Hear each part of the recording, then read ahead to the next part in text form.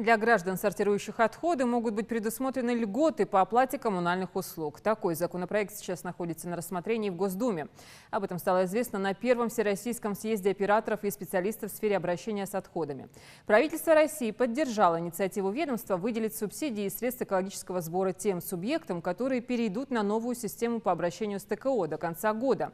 Средства будут направлены на софинансирование региональных программ. Реформа должна завершиться к 2019 году. Передовые в этом вопросе регионы будут поощряться. Замглавы Минстроя России отметил, что сегодня в отрасли происходят важные изменения. Предстоит выстроить понятный и прозрачный механизм утилизации мусора.